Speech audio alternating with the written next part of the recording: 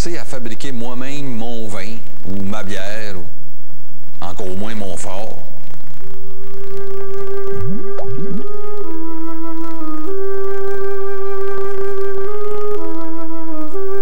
Ça fait des millénaires que l'on fabrique de la bière et du vin. Et ça fait plusieurs siècles déjà que l'on distille de l'alcool au moyen d'un alambic. En remontant aux origines de ces savoir-faire, on découvre toutes sortes de récits empreints de mythologie.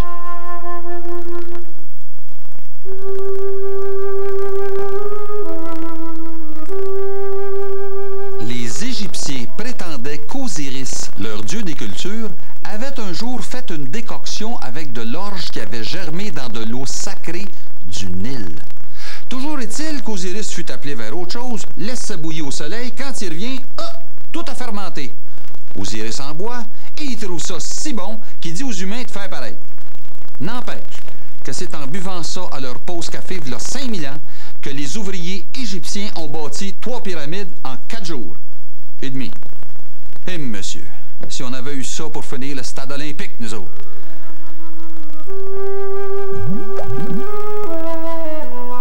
Il est vrai que les Égyptiens honoraient Osiris, dieu des brasseurs. Mais certains historiens racontent que la bière serait apparue à l'âge néolithique. En cuisant des grains et en les laissant fermenter, l'homme des cavernes aurait ainsi produit une boisson à la fois nourrissante, désaltérante et de conservation facile. Quand on remonte le cours de l'histoire de l'humanité, on arrive à une certaine époque où le singe n'est plus tout à fait un singe et l'homme n'est pas tout à fait un homme encore. Et on établit cette période-là à la période où l'humanité découvre la maîtrise de l'agriculture. Alors on découvre que c'est beaucoup mieux de garder quelques épis de grains, les semer, les faire pousser, d'avoir une récolte, que de tout consommer ce qu'il y a dans le champ, ce qu'on trouve. La fabrication de la bière était alors l'apanage des femmes et revêtait un caractère magique et religieux. Elles étaient les seules, croyait-on, à détenir le pouvoir de transformer des céréales en une boisson enivrante. Les Égyptiens ont par ailleurs décrit sur papyrus une recette de pain de bière. Les céréales maltées, orge, millet et pourpre sont grossièrement broyées en farine, puis façonnées en forme de pain avant d'être cuites au four, ce qui permet de les conserver. Pour produire de la bière, il suffit de briser ces pains, de les mettre dans l'eau et de les laisser fermenter pendant quelques jours. Moi, je compare souvent la brasserie à la boulangerie. Les ingrédients sont pratiquement les mêmes. On utilise de l'eau, de la farine ou de la céréale pour faire du pain, puis de la levure. Puis dans le pain, bon, on va mettre une pincée de sel comme, pour aromatiser, tandis que dans la bière, on va rajouter un petit peu de houblon pour aromatiser. Dans le pain, on va retrouver du pain de couleurs différentes, de blond à brun, à noir. On a la même chose dans la bière. Dans l'épopée de Gilgamesh, un des plus vieux récits du monde, il y a un personnage qui ressemble au Noé de la Bible. Après avoir construit son arche, il dit ceci. J'ai offert aux artisans le jus des vignes, le vin rouge et le vin blanc, et aussi de la bière. Les Sumériens ont été les premiers à avoir des recettes pour fabriquer du vin. Et on a trouvé en Égypte, dans des tombeaux, des jarres de vin, où on avait même identifié les cépages. Mais on peut remonter encore jusqu'à l'âge de pierre, où on pense qu'à un moment donné, on aurait réussi à faire fermenter du raisin. Les civilisations grecques et romaines vont peu à peu se détourner de la bière au profit du vin. Les chrétiens ayant fait du vin le symbole du sang du Christ cultiveront la vigne et fabriqueront du vin partout où s'établira la chrétienté. Lorsque Jacques Cartier remonte pour la première fois le cours du Saint-Laurent, il découvre des vignes en abondance sur les rives et sur les îles. C'est sans doute pour cette raison qu'il nomme l'île d'Orléans l'île de Bacchus. Les gens qui venaient ici consommaient du vin. C'était leur boisson. Donc, ils avaient cette habitude de consommation du vin au repas. Et évidemment, ils ont essayé de transposer en Amérique du Nord cette façon de vivre.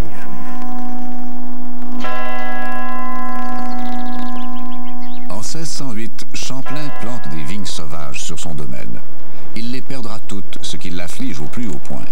Après quelques essais infructueux, on doit se rendre à l'évidence que les vignes indigènes ne produiront jamais les résultats escomptés. Louis Hébert, dont on a sûrement entendu parler dans l'histoire du Canada, avait importé avec M. de Poutrincourt des vignes d'Europe. Et ils ont planté ces vignes-là en Acadie et Louis Hébert, en 1618, a déménagé dans la région de Québec et a même planté un vignoble avec du Vitis vinifera, c'est-à-dire la vigne européenne, dans la région de Québec. Par la suite, les colons français ont importé un certain nombre de plants. Ils plantaient ça dans leur jardin. Il y a eu diverses expériences, toutes un peu malheureuses, parce que ces plants-là ne survivaient pas notre hiver, évidemment. Dans d'autres cas, les plants n'avaient pas le soin nécessaire. À défaut de bonnes vignes pour faire du vin, Louis Hébert plante des pommiers importés de Normandie. Est-ce pour faire du cidre comme dans son pays d'origine? C'est fort possible. On sait par ailleurs qu'il possédait une grande chaudière de brasserie et qu'il faisait de la bière. On sait que c'est le premier colon ici. Bon, mais ce monsieur-là était cultivateur, donc sur sa terre, il cultive de l'orge. À un moment donné, lors d'un baptême, je ne sais pas si c'est une petite fille amérindienne, une petite fille, un enfant quelconque, en tout cas, il produit une bière avec son fameux chaudron de bière, et puis c'est relaté dans les relations des Jésuites. Alors, ça ne constitue pas un équipement de brassage comme tel, c'est plus un chaudron qu'on met sur un feu ou dans un antre de foyer, dans lequel on va brasser une bière, puis qu'on va laisser fermenter quelques jours, puis ça va être bu très jeune. Les bières étaient bues très jeunes à l'époque.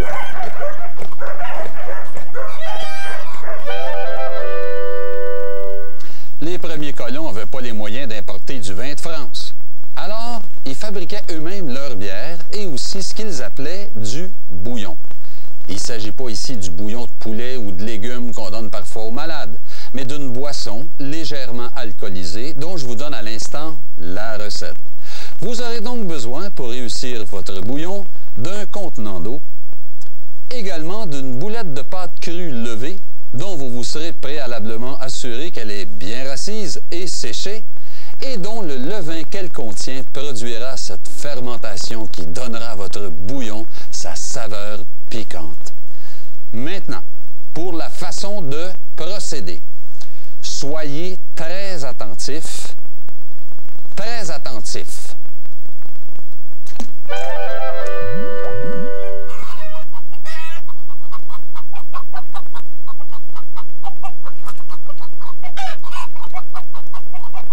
Je pense que la plupart de la bière qui était consommée était faite à la maison de façon domestique et donc était faite avec tout ce qu'il y avait à la portée de la main, les céréales qui étaient cultivées à la ferme. Parfois, les gens pouvaient acheter du malt, mais c'était plus rare. Mais on utilisait de la citrouille le sarrasin, n'importe quelle céréale pouvait tomber sur la main. Et on aromatisait souvent avec aussi peut-être du houblon, mais aussi souvent du bouleau ou d'épinettes même.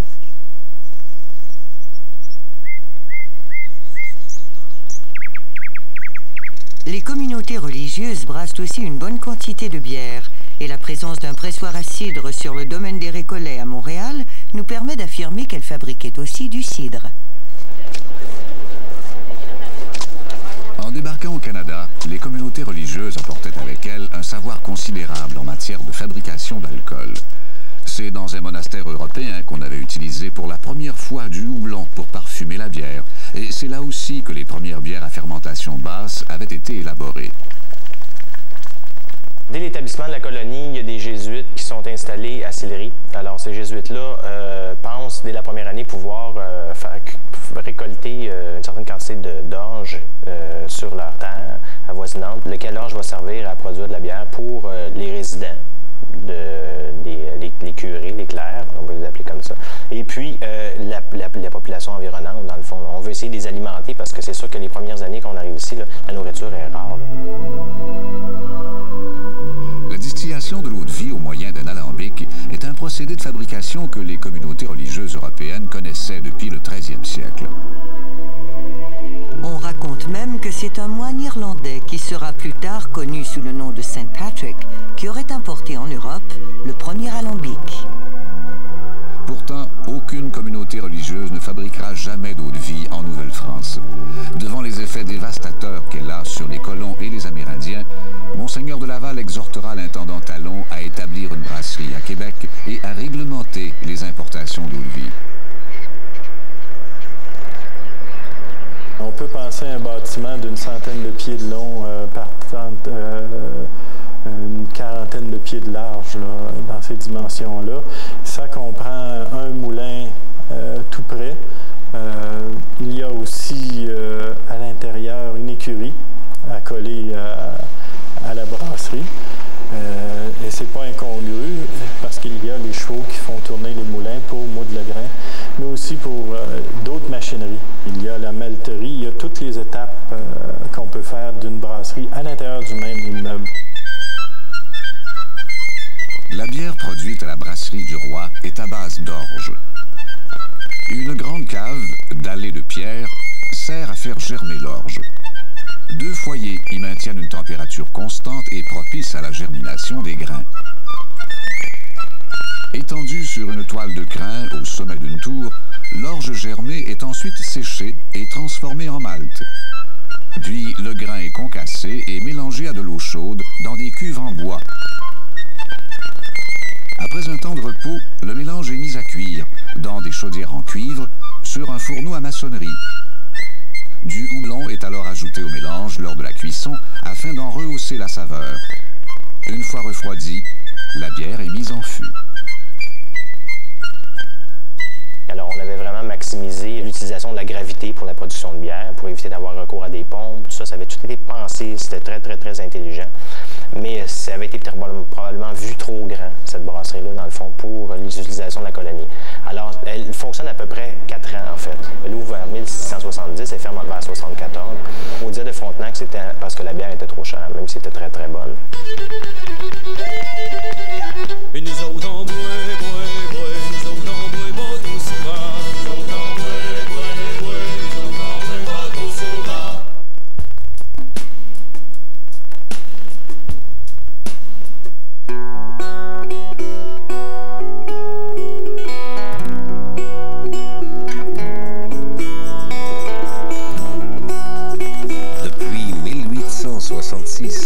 La société Jack Daniels n'employait que 6 maîtres distillateurs.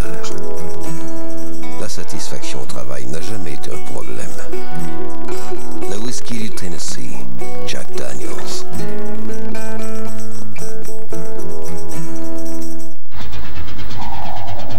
Depuis ses débuts, Saturn a la réputation de faire les choses tout autrement. Elle poursuit cette tradition avec l'arrivée du tout nouveau Vue de Saturn. Cet hiver, vous verrez qu'il existe plus d'une manière de remporter la victoire et de faire fondre un cœur de pierre. Votre fils, c'est un sale type. Mais c'est un sale type qui crame pour toi. Le seul problème est qu'il ne le sait pas encore. Alliance Atlantis Viva Film présente Paul Gross, Molly Parker et Leslie Nielsen dans la comédie romantique 4 gars et un balai. C'est le 8 mars. Consultez le Journal de Montréal. L'histoire ne révèle pas toujours son vrai visage. De nombreux faits restent cachés, camouflés ou oubliés. Il faut approfondir, explorer et dévoiler leurs faces cachées. Et c'est là que l'on découvre la vérité.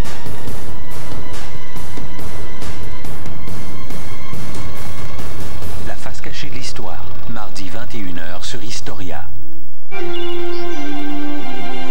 Quel entrain! Ce matin, on s'est parlé de tout. Quel entrain! Dans le matin si doux. C'est le matin, quel matin! Y a du bonheur partout. C'est le matin, on est bien, voilà tout. On s'était mis à compter les étoiles dans le ciel, mais le soleil est arrivé, ah comme la vie est belle. très recherché actuellement. Vous pouvez compter autour de 2500 à 2800 $ pour une œuvre comme celle-ci. Je vous remercie. Trouvailles et trésors à Sherbrooke, jeudi 20h sur Historia. Il n'a pas froid aux yeux, il n'a pas peur de se mouiller et il est capable d'en prendre. C'est le nouveau véhicule utilitaire sport Vue de Saturn. Et vous pourriez gagner, en plus d'autres magnifiques prix, grâce au concours Bien en Vue. Pour participer, regardez Historia, notez les indices, puis inscrivez-vous à saturncanada.com/vue. À gagner, 2 chèques cadeaux Renault Bré de 500 $. Et comme grand prix, le nouveau Vue de Saturn. Bonne chance.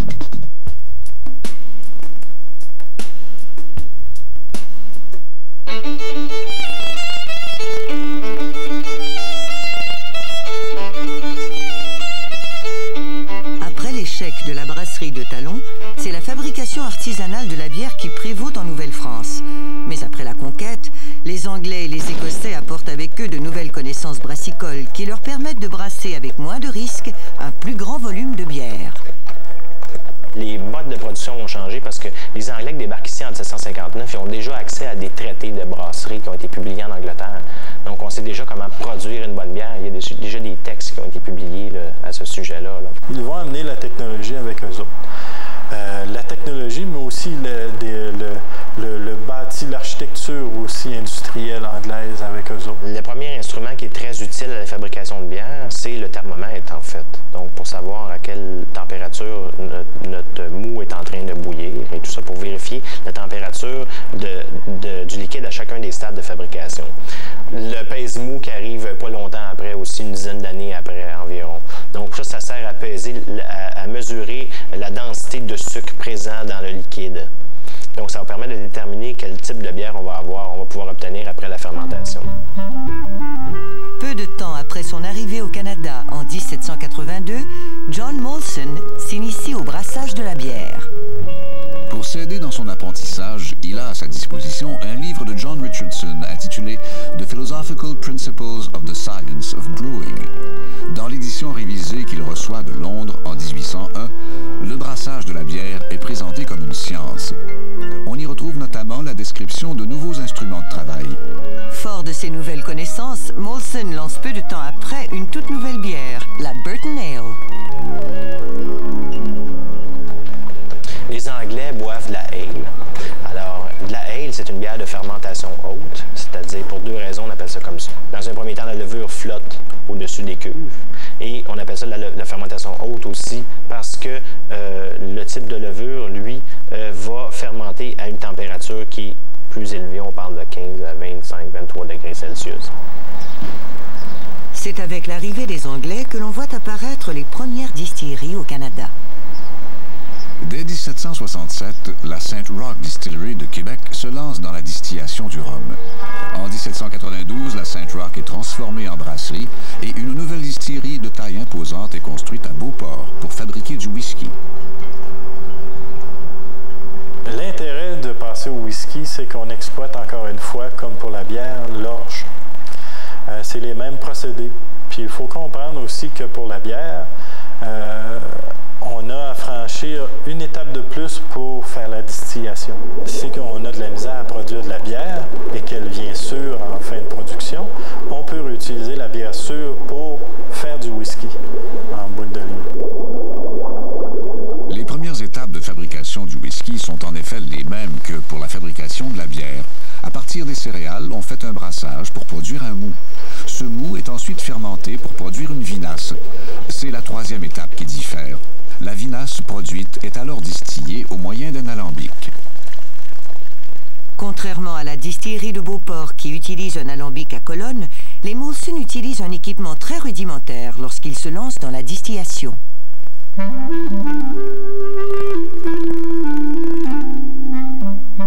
Le premier ouvrage significatif sur la distillation, c'est un livre intitulé The Distiller's Companion, écrit par un Écossais du nom de John MacDonald et paru en 1828. Ce qui veut dire qu'en 1821, 7 ans plus tôt, quand Thomas Molson faisait ses expériences de distillation, il n'en existait pas de livre.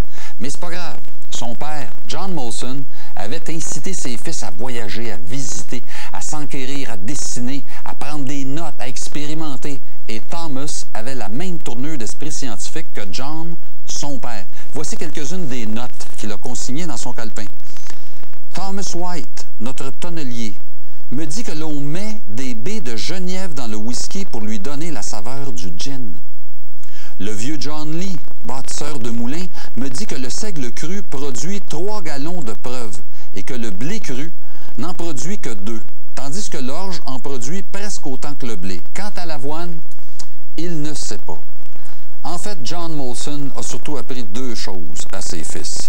Noter tout ce qu'ils avaient observé et surtout en garder le secret.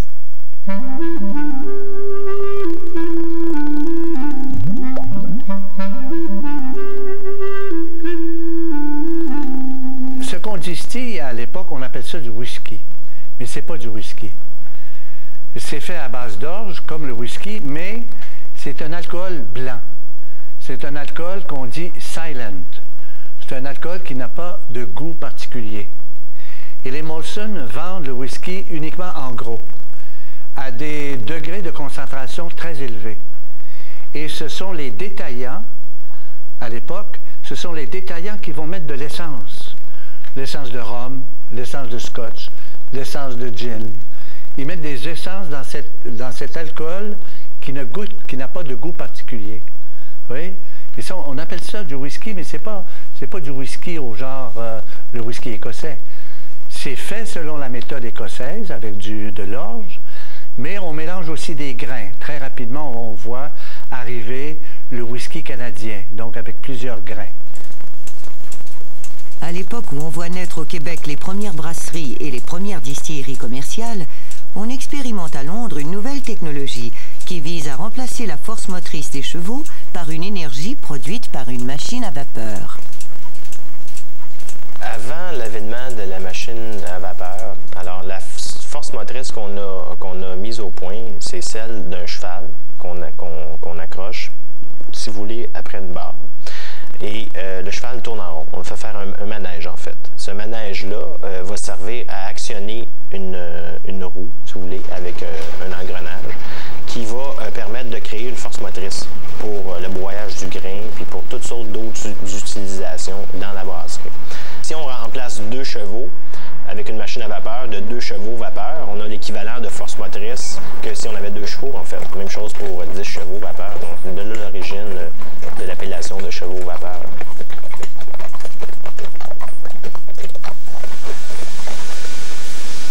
La machine à vapeur fera son entrée dans les entreprises québécoises vers 1820. D'autres découvertes majeures concourront à améliorer l'efficacité des processus de fabrication d'alcool.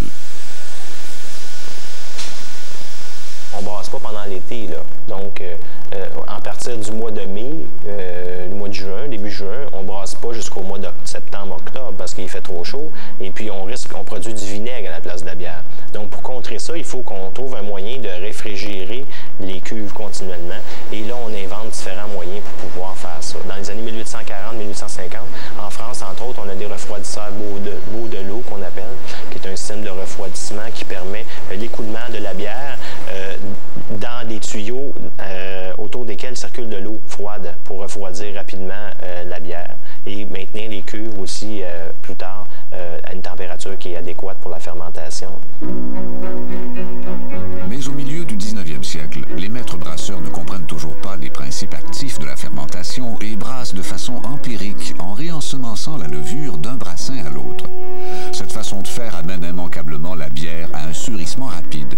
Pour faire la lumière sur ce problème et y remédier, un groupe de brasseurs français engage un scientifique du nom de Louis Pasteur. Pasteur a joué un rôle considérable dans l'industrie brassicole et dans les industries de fermentation de tous les liquides, en fait, qui sont susceptibles de fermenter, y compris le lait. Ce qui est intéressant de noter avec les travaux de Pasteur, c'est que les travaux de Louis Pasteur portaient spécifiquement sur la bière. Son chèque de paye était émis par l'Association des brasseurs de France, qui cherchait à trouver les raisons au surissement de la bière. Alors, Pasteur s'est penché sur la question a utilisé des inventions de l'époque, le microscope par exemple, qui a été inventé par un Hollandais, et a regardé qu'est-ce qui se passait dans la bière à toutes les étapes de production. Il a constaté qu'au moment de la fermentation, il y avait des micro-organismes de différentes natures qui venaient justement transformer le sucre en alcool et chercher un moyen pour les détruire finalement une fois que l'alcool était fait, parce que l'alcool, lorsqu'elle était jeune, elle était bonne, elle était agréable, elle était encore sucrée. Alors, il a développé une méthode pour tuer ces micro-organismes-là en chauffant le liquide.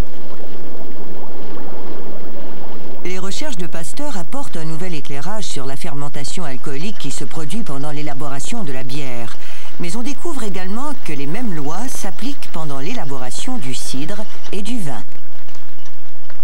Et ça a donné lieu à un livre qui s'est appelé Études sur le vin et qui est devenu une sorte de Bible. C'était le fondement, si on veut, de l'énologie moderne, en fait de l'énologie avant l'heure, avant même que le mot existe. Et ça continue évidemment parce que c'était un éclairage nouveau qui a permis aux gens de mieux comprendre ce qui se passait dans une bouteille et ce qui se passait lorsque le vin était en contact avec l'air. Le but étant évidemment de garantir une meilleure conservation des vins, donc une meilleure maîtrise du produit et de la conservation de son état sanitaire. Les travaux de Pasteur sur les micro-organismes favoriseront l'amélioration des conditions sanitaires des brasseries. Le développement de la verrerie, des appareils de filtration, de soutirage sous pression contribueront également à la modernisation des brasseries et des distilleries. Mais c'est avec l'arrivée de l'électricité dans les usines que commencera vraiment la fabrication industrielle de la bière et des spiritueux. En 1907, la brasserie Molson produit 1 million de bouteilles de bière. En 1909, elle en produit déjà le double.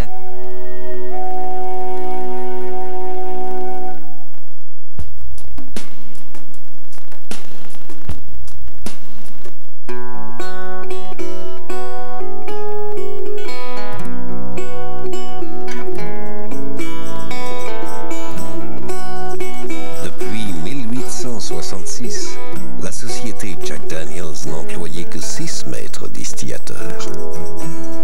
La satisfaction au travail n'a jamais été un problème.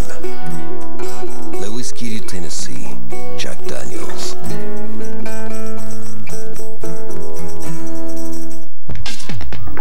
Il n'a pas froid aux yeux, il n'a pas peur de se mouiller et il est capable d'en prendre. C'est le nouveau véhicule utilitaire sport Vue de Saturn. Et vous pourriez gagner, en plus d'autres magnifiques prix, grâce au concours Bien en Vue. Pour participer, regardez Historia, notez les indices, puis inscrivez-vous à saturncanada.com/vue. À gagner, 2 chèques cadeaux Renault Bré de 500 $. Et comme grand prix, le nouveau Vue de Saturn. Bonne chance.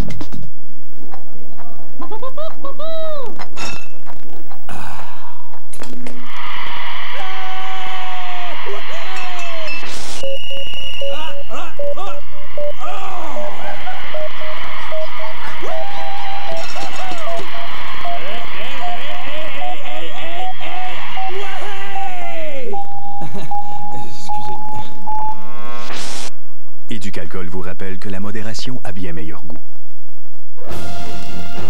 Le major Pappy Boyington commande un groupe de pilotes de l'air contre les forces japonaises. L'ennemi à 4 heures. Bon, ça y est les gars, au travail. Eh ben la guerre vient d'éclater. Dans une série d'aventures où s'entremêlent la fiction et les réalités de la vie d'un camp de base militaire. Les têtes brûlées, lundi au vendredi 17h sur Historia. Depuis ses débuts, Saturn a la réputation de faire les choses tout autrement. Elle poursuit cette tradition avec l'arrivée du tout nouveau Vue de Saturn. Cette route de fer a contribué à bâtir le pays. Elle traverse le Canada d'un océan à l'autre. Par tous les temps et à travers tous les paysages, ces trains ont transporté hommes, marchandises et rêves. Leur histoire fait partie des grandes épopées de notre temps. L'histoire de train, lundi au vendredi 18h sur Historia.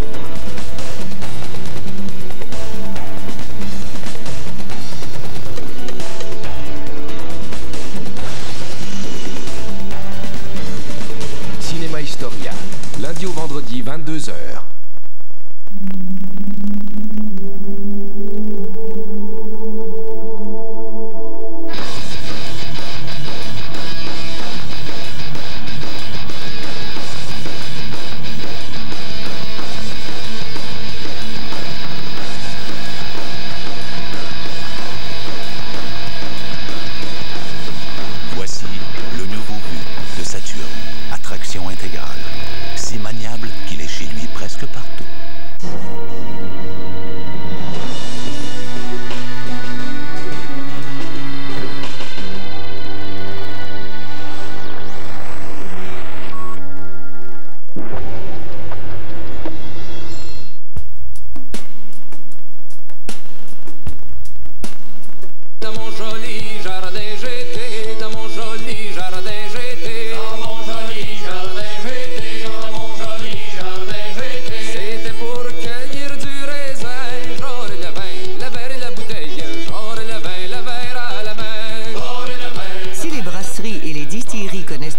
Prodigieux au 19e siècle, la viticulture québécoise qui s'éveille après une longue hibernation offre elle aussi de belles promesses de réussite. Le développement de la vigne au Québec et du vin est, comme je le disais, largement dû à ses apports technologiques. Technologiques d'abord dans le cuvier, si vous voulez, avec des instruments, des outils, mais savoir bien faire du vin. Bon, évidemment, c'est fondamental. Mais on peut faire du bon vin si le raisin est bon. Alors, et si on remonte à la source, on s'aperçoit aussi que la grande difficulté, et ça c'est l'histoire du vin non seulement québécois mais canadien, ça a été de pouvoir un jour enfin planter de bons raisins dans des conditions climatiques qui pouvaient être hospitalières à ces raisins. Entre 1870 et 1880, de nombreux vignobles voyaient le jour dans différents coins de la province, marquant ainsi le début de la fabrication industrielle du vin au Québec. Ça coïncidait avec l'importation, en fait, d'hybrides américains. D'hybrides américains qui transitaient principalement par l'Ontario, par le sud de l'Ontario. Donc des hybrides faits avec des croisements de vignes sauvages et parfois de Vitis vinifera européens, mais surtout de vignes sauvages ici. Et on a adapté certains hybrides de cette façon. On les a importés surtout, évidemment, dans la région de Montréal en premier lieu. Il y a même dans la région de Pointe-Claire, il y a eu les vignobles dans les années 1880, des vignobles assez importants de plusieurs hectares.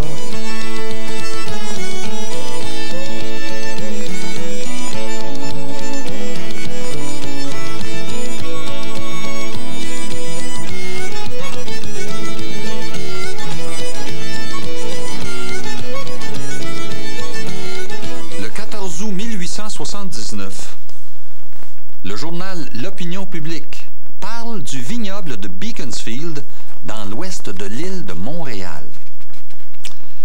On devrait se faire un devoir de ne demander que du raisin de Beaconsfield afin de contribuer autant que possible au succès d'une industrie que nous devons tous, si nous sommes réellement français ou fils de français, aimer à voir s'établir parmi nous. Ce vignoble emploie un bon nombre de nos compatriotes qui, après avoir appris l'art vinicole, le répandront dans nos campagnes, développant une industrie qui pourrait augmenter considérablement la valeur de nos terres. On a la terre, on a le raisin, on a l'expertise et on a la main-d'œuvre. Bâtard! Si on pouvait donc avoir un été qui dure plus que 2 semaines.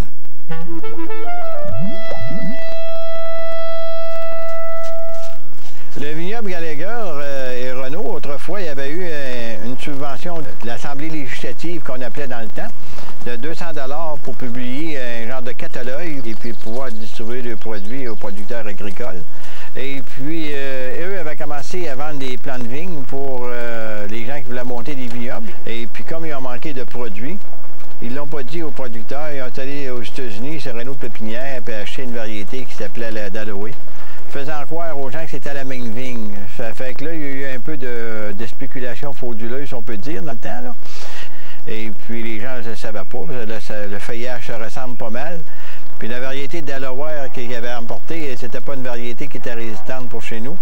Et puis, bien, les gens, à force d'avoir des insuccès, ils sont découragés un peu aussi, hein. Les premiers succès de la viticulture québécoise se résument à quelques vendanges heureuses. Par la suite, tous les vignobles périront les uns après les autres. Pendant la majeure partie du 20e siècle, la fabrication du vin se se fera principalement avec des raisins importés et de façon purement artisanale. Il faut cependant souligner qu'en cette période mémorable où les sociétés de tempérance sont très actives partout en Amérique du Nord, c'est un usage passablement répandu dans la population rurale en particulier que de fabriquer du vin, de la bière et même de l'alcool à la maison. On pouvait faire des vins avec des cerises qu'on appelle les cerises à grappes, avec des gadelles, aussi avec des bêtes, même du vin de bête, c'était pas mal courant dans le temps. On commence au mois de mai, là, dès que les pissenlits ont fleuri. Ça, maman m'envoyait chercher, recueillir toutes les têtes de pissenlits. Ça faisait du beau, juste de bon vin, là. Au moins une fois par année, là, il y avait un petit baril de bière en préparation, là. Puis nous, on aimait bien ça. Parce que ce que ma mère mettait là-dedans, là, c'était très bon, là. On ramassait les têtes de pissenlit, puis on les ébouillantait. Puis on le coulait ça, là. Puis on mettait à fermenter ça avec du sucre, puis du raisin, puis 2 oranges, puis un citron. Il y avait de l'orge. Il y avait du raisin aussi. Et puis, il y avait du houblon, du sucre, de l'eau. Il y avait peut-être autre chose, là, mais c'est ce que je me souviens. Fait qu'on brossait ça. Puis ça fermentait, là. On laissait ça 30 jours. On brossait tous les jours, 2-3 fois par jour. On couvrait ça avec une serviette, là. Puis on y goûtait. Puis ça dégageait, on voyait là, tu sais, que ça rafraîchissait. Et puis, quand ça avait fermenté, on levait, on allait dans la jarre et puis on mangeait les fruits qui commençaient à fermenter. Et là, ma mère nous chicanait parce que ça enlevait de la qualité au produit. On le mettait dedans des bouteilles, puis on le laissait au repos, et on le tirait au clair. Ça venait clair comme on peut acheter du vin en commission, c'était aussi beau que ce qu'on faisait que ce qu'on achetait en commission. Et le spectacle, c'était lors de la mise en bouteille. Parce qu'on donnait le vin-là, en tout cas les produits qui avaient servi à la fermentation, on donnait ça aux poules.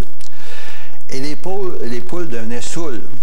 Puis elles se mettaient à cacasser, à chanter, puis elles n'étaient pas capables de garder leur équilibre, elles tournaient sur elles-mêmes. C'était notre show de l'année. C'était fort, par exemple. C'était fort, ça. Un bon verre de vin de pissenlit, là, des fois, là, tu voyais voler des mouchemins qu'il n'y avait pas.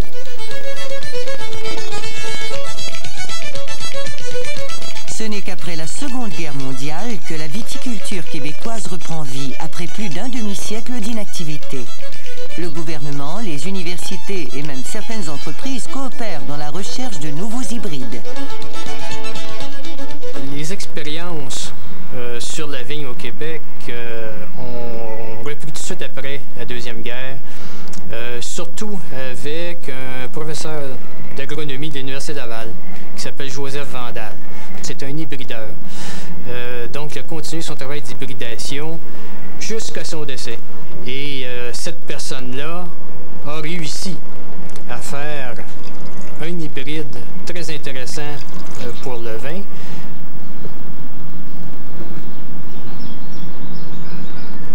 Les recherches de M. Vandal sont importantes dans l'histoire de la culture de la vigne au Québec, mais elles restent néanmoins marginales. Il faudra attendre plusieurs années avant de voir de nouveaux vignobles s'implanter au Québec. La fabrication artisanale du cidre est par ailleurs très populaire dans les années d'après-guerre. Dans les années 50, surtout mon grand-père Jean-Baptiste, ils ont tous fait du cidre illégalement. On ne le dirait pas trop fort, là. Mais tu sais, ça se faisait dans les caveaux, dans les sous-sols de maison, soit dans la grange qui était en avant du chemin, parce que dans cette période-là, il n'y avait pas d'entrepôt réfrigéré. D'accord, on avait tous des caveaux, les pommes étaient entreposées pour pouvoir les conserver durant tout l'hiver, mais ça servait aussi à fabriquer du cidre. C'était courant. Ça faisait partie des mœurs, là, tu sais. Les gens venaient, bon, hey, on va chercher du cidre de Rougemont, on va chercher du cidre de Mont-Saint-Hilaire, puis à tel point qu'il y avait certains producteurs de pommes que c'était plus rentable pour eux de produire du cidre que de produire des pommes. Puis quand ils vendaient leurs pommes dans les marchés Bon Secours, les vieux marchés à Trois-Hauteurs, il y avait plus de cidre sur la table que de pommes. La fabrication artisanale du cidre connaissait une telle popularité que le gouvernement québécois a cru bon d'y imposer des normes. Ainsi, En même temps que naissait une nouvelle industrie de boissons alcoolisées, la fabrication artisanale du cidre était sérieusement compromise. Pendant plusieurs années, seuls les moines de Saint-Benoît-du-Lac et de Rougemont continueront à fabriquer du cidre selon des méthodes éprouvées, conférant à leurs produits un sceau de qualité que le cidre industriel ne saura jamais égaler. Et il faudra attendre une vingtaine d'années avant de voir les familles d'artisans recommencer à faire du cidre selon la méthode traditionnelle. Mon père, le cidre qu'il faisait, c'était un cidre. C'était un cidre qui était alcoolisé plus ou moins entre 12 et 15 ou 16 % d'alcool. Un cidre qui avait vieilli en fût pendant quelques années. C'était sa consigne. Pour lui, c'est comme ça doit se faire un cidre. D'ailleurs, on a encore un produit qui se fait identique à ce produit-là, qui s'appelle la cuvée blanc de pépins récolte 96. C'est la recette originale de mon père, mais avec des petites touches un peu plus personnalisées.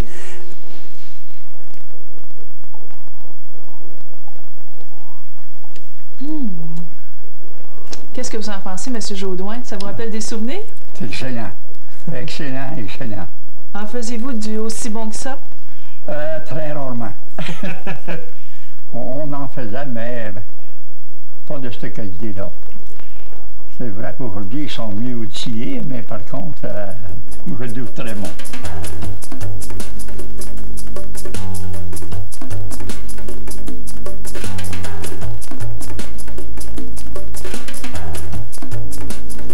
Tout au long du XXe siècle, les équipements industriels de fabrication d'alcool ne cesseront de s'améliorer. Dans les années 60, la concurrence est féroce dans le monde de la distillation et l'on voit les usines se transformer pour être la fine pointe de la technologie moderne. Du côté cuisson, on a changé nos 2 cuiseurs. Donc on s'est installé des cuiseurs plus performants. Également, là, 1965 aussi, je peux vous dire qu'on a changé de système de distillation. C'était un système de distillation à charge. Maintenant, on est avec un système de distillation en continu. Donc, à ce moment-là, ça fait que on peut distiller en continu 24 heures par jour, 5 jours semaine, comparativement avant, à ce moment, qui était juste des petites quantités qu'on peut distiller à la fois.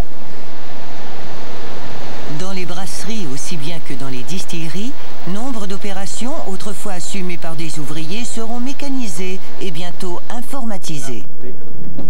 Ça, c'est le vrai numéro. Convoyeur, c'est quand? Depuis le début des années 70, le nombre d'employés a diminué de 400 à 125 personnes environ. Ça a été causé par l'automatisation.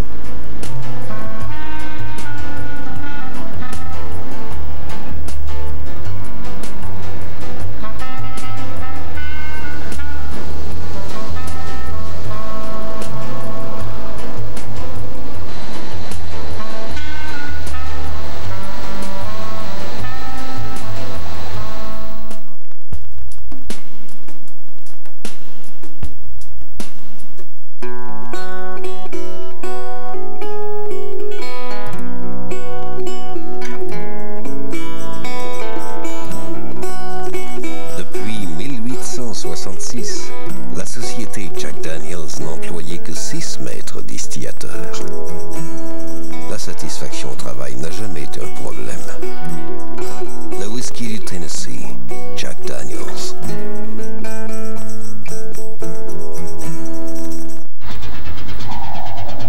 Depuis ses débuts, Saturn a la réputation de faire les choses tout autrement. Elle poursuit cette tradition avec l'arrivée du tout nouveau Vue de Saturn.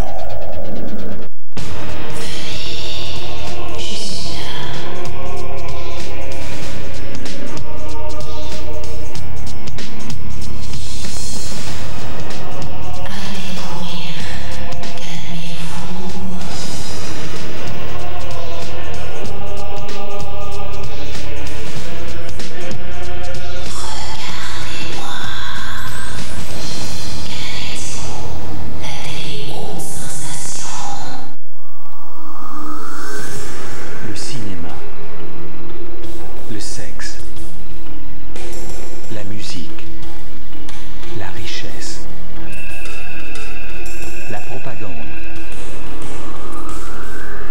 Le silence. L'Holocauste.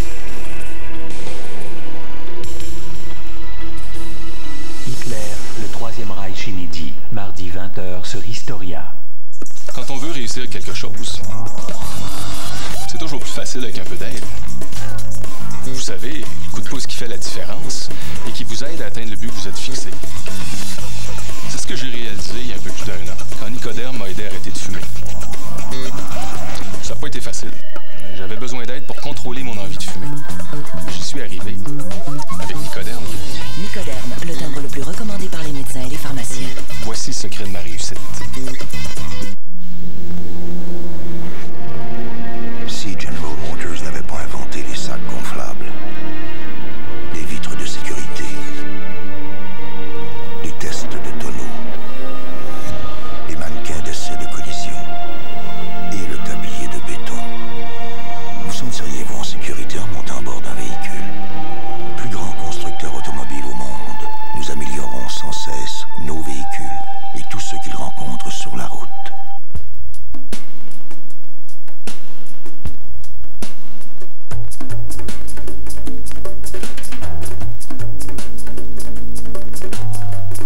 Même si les scientifiques des brasseries ont mis au point des méthodes très sophistiquées pour contrôler les processus de fabrication de la bière, ceux-ci n'ont pas beaucoup changé au fil du temps.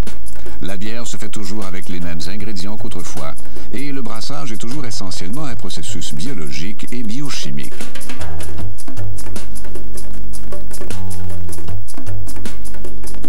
Et si l'on compare les techniques de brassage utilisées il y a 200 ans à celles que l'on utilise aujourd'hui à la brasserie Molson, on ne découvrira que 2 différences majeures, le maltage et le brassage continu.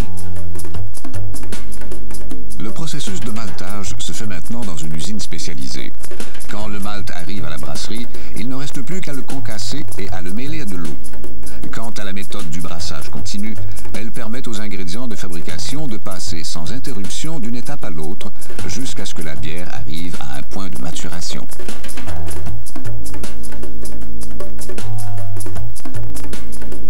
Devant tous les progrès réalisés au fil du temps dans les usines de fabrication d'alcool, il est aisé de comprendre pourquoi la tradition artisanale a été reléguée aux oubliettes pendant quelque temps.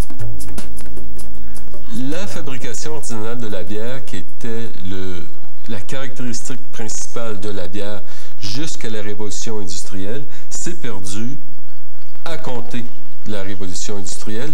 Ce qui arrive toutefois, dans les années 1960-70, les équipements de brassage industriels peuvent être reproduits en petits formats qui évoquent finalement les brasseries pré-industrielles, mais avec des technologies super modernes et des connaissances aussi super modernes.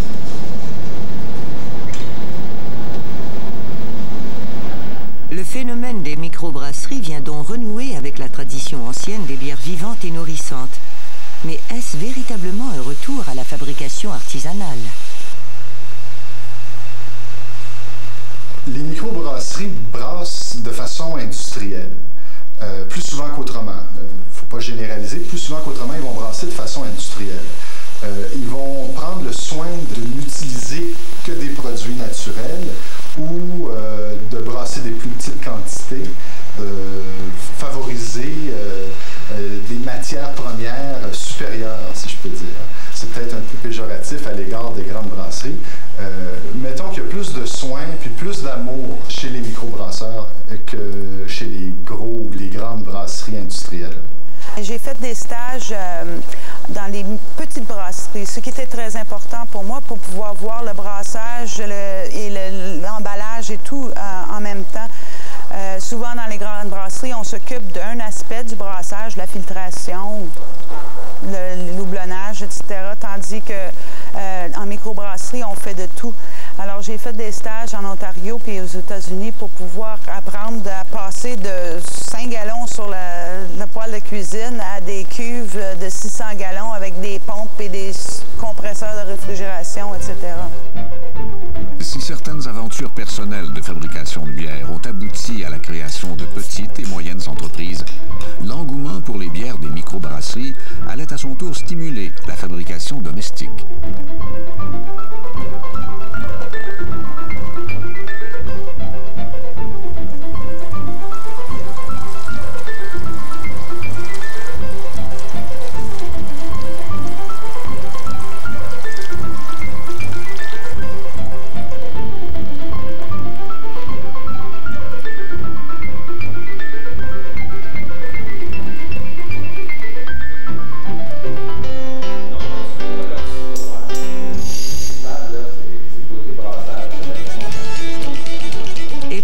Certains fabriquent de la bière à la maison, d'autres font du vin.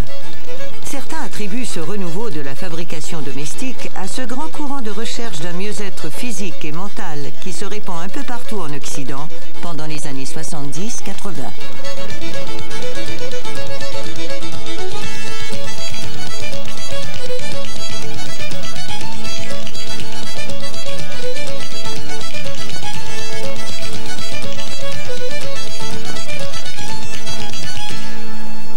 Dans les années 80, il y a un certain nombre d'Européens qui sont venus dans les cantons de l'Est, mais je dirais aussi dans le Haut-Richelieu. Et puis, cet amalgame de Québécois qui étaient en phase de retour à la terre, qui cherchaient des cultures un peu spéciales, alliées à quelques Européens qui s'y connaissaient en viticulture, a fait que la viticulture a pris de l'essor, surtout dans la région de Donham, mais aussi dans le Haut-Richelieu, dans la région d'Iberville, de la Colle.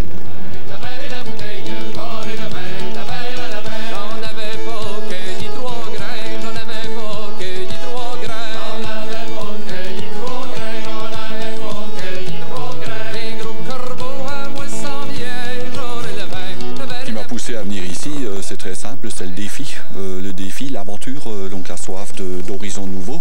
Le bilan s'avère très positif. C'est sûr qu'au départ, on n'a pas voulu concrétiser un rêve en couleur, mais on savait qu'on allait avoir beaucoup de risques dans ce métier-là, et puis c'est parfaitement logique compte tenu des conditions climatiques et autres. Donc il a fallu qu'on recherche un maximum de cépages pour savoir déjà objectivement qu'au départ, on aurait peut-être seulement un 10, 15, 20% de réussite. Alors finalement, ça s'est très bien passé parce que sur la soixantaine de cépages testés, il s'avère qu'on en a une 12, voire une quinzaine qui sont vraiment valables pour les vins qu'on veut faire, c'est-à-dire avoir des produits aromatiques qui ont une certaine typicité ou une petite signature alsacienne dans ce vin typiquement québécois. On fait donc bien entendu des vins rouges, des vins rosés, des vins blancs. On fait des vins blancs de vendange tardive, donc des liquoreux. Et bien sûr, noblesse oblige, je dirais, pour le Canada et pour le Québec lui-même. Donc on fait des vins de glace. Donc des vins très typés de pays très froids. Merci.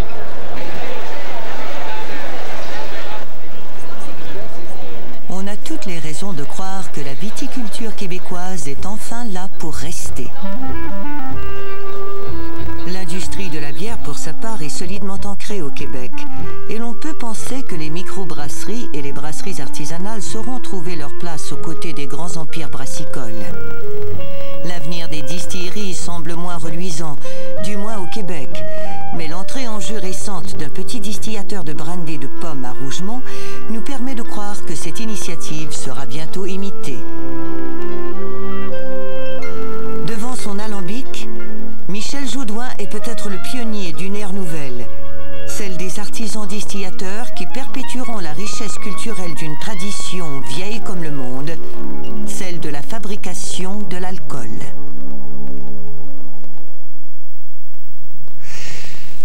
Je me vois toujours pas fabriquer moi-même mon alcool, mais à partir de demain matin, je pense que je regarderai plus mes céréales de la même manière. Bon.